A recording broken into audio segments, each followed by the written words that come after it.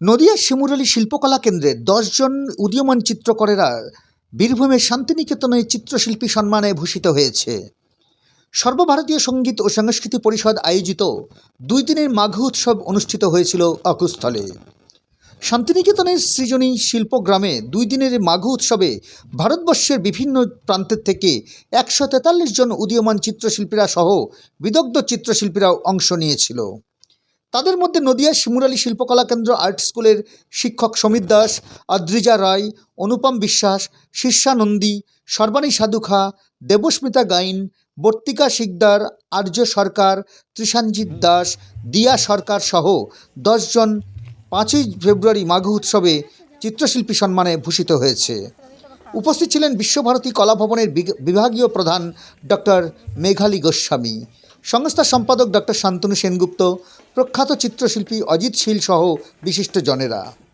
চিত্রশিল্পী সমীর দাস বলেন, ভারতবর্ষের বিভিন্ন প্রান্তের শিল্পীদের সঙ্গে একসাথে খোলা আকাশের নিচে বসে ছবি এঁকে এই বিশেষ পুরস্কারে ভূষিত হওয়া ছাত্রছাত্রীদের আগামী পড়ুয়াদের মধ্যে শিল্পচর্চার আগ্রহ আরও বাড়বে এবং উপকৃত হবে সমস্ত ছাত্র সমাজ।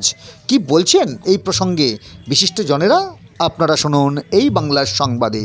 বাংলার সাথে মানুষের পাশে বীরভূমের শান্তিনিকেতন থেকে সমীর দাসের রিপোর্ট।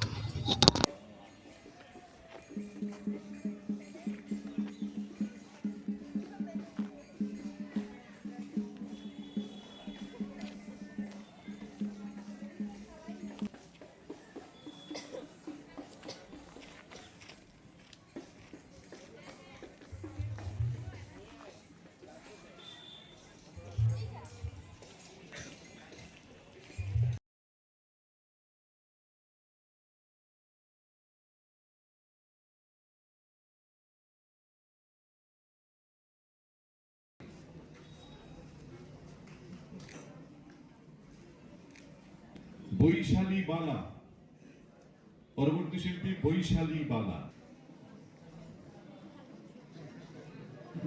সত্যি খুব মিষ্টি মিষ্টি শিল্পী, মিষ্টি শিল্পী, সত্যি খুব ভালো লাগছে। শিল্পী নাম ঘোষণা করছি, মঞ্চে আসবেন শিল্পী অনুভব।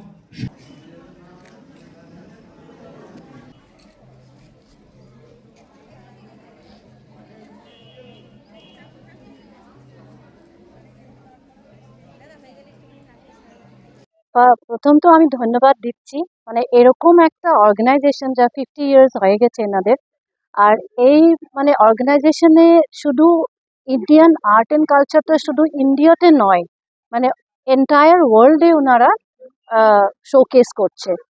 সেটার জন্য শুধু ছেলেমেয়েরা মানে বেনিফিট হয়নি, ইভেন বিদেশের লোকরাও দেখতে পাচ্ছে কি ইন্ডিয়ান আর্ট অ্যান্ড কালচারের মানে সিনারিওটা কিরকম। সেজন্য মানে এই অর্গানাইজেশনকে আমি অশেষ মানে এক্সট্রিমলি মানে কংগ্রাচুলেশন দিচ্ছি, ফ্রম মাই হার্ট দিয়েছি। কারণ এই অর্গানাইজেশনের জন্য মানে অনেক কিছু দেখা যাচ্ছে, মানে দেশ বিদেশেও, প্লাস অল ওভার ইন্ডিয়া।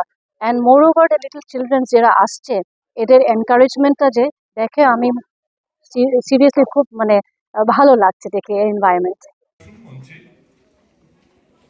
শিল্পী সোনালী খান, পরেরজনকে ডাকছি শিল্পী সোনালী খান মঞ্চে আসেন। পরের শিল্পী রুদ্রনীল মিস্ত্রি। রুদ্রনীল। প্রথমে ধন্যবাদ জানাবো আমার সর্বভারতীয় সঙ্গীত পরিষদকে। ওরা এই যে প্রতি বছরে কিছু না কিছু করে চলেছে, তার জন্য আমি ওনাদেরকে স্বাগত জানাচ্ছি এবং আমি চাইবো এটা আরো কন্টিনিউয়াসলি হতে থাকুক। তাতে অনেক শিল্পী আরো বেড়ে উঠবে, নতুন নতুন শিল্পীরা উঠে আসবে। এই সুযোগটা ওদের জন্য অনেক প্রয়োজন। আজকে ওরা ছুটে যখন এসেছে এখানে রবীন্দ্রনাথের জায়গাতে, তো আমি চাইবো যে এখানকার যে পরিবেশ এই সম্পর্কে একটু ওরা নিজেরা বসে কাজ করুক, দেখুক, ঘুরে দেখুক। এবং এখানে কলাভবন রয়েছে, আজকে এখানে কলাভবনটা সুন্দর একটা এক্সিবিশন চলছে গণেশ হালের, ওটা দেখে আসুক নন্দন আর্ট গ্যালারিতে। এখানে পরিবেশটা ওরা উপভোগ করুক, এখানকার জায়গাকে নিয়ে একটু সুন্দরভাবে ওরা করুক।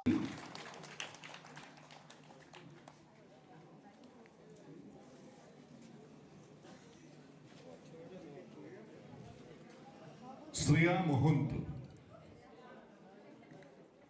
শ্রেয়া মহন্ত মঞ্চে আসুন।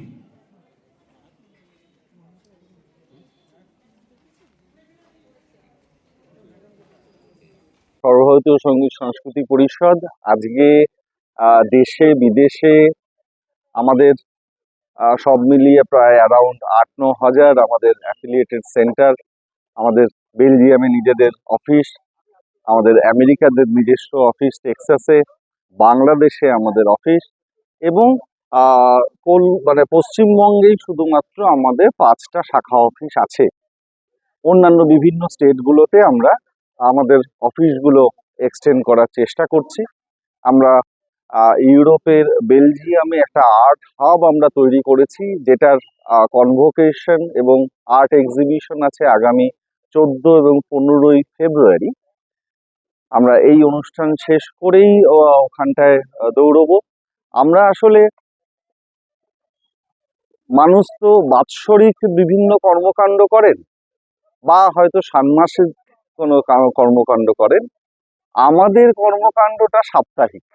প্রত্যেক সপ্তাহেই কিছু না কিছু আমাদের অ্যাক্টিভিটিস হয়েই থাকে এবং এটা কিন্তু সম্পূর্ণটাই কিন্তু আমাদের যে নতুন প্রজন্ম তাদেরকে উৎসাহ দেওয়ার জন্য, তাদেরকে আরেকটু বোঝানো যে মোবাইলের বাইরেও একটা জীবন আছে এবং যে সমস্ত bad provocation, so called provocation, সেগুলো চতুর্দিকে রয়েছে, সেটার বদলে আমাদের যে ভারতীয় সংস্কৃতি, ভারতীয় ঐতিহ্য, শিল্প, এগুলো নিয়ে যদি এগিয়ে যাওয়া যায় তাহলে আলটিমেটলি এই যে অসম্ভব সুন্দর একটা দেশে আমরা জন্মগ্রহণ করতে পেরেছি, সেই জন্মভূমির প্রতি যে ঋণ সেটা পূরণ করা যায়। মাঘ উৎসবটা দুদিনের হয়, বর্ষামঙ্গলও দুদিনের হয়। মাঘ উৎসবের অ্যাডিশন যেটা, সেটা হলো যে এখানে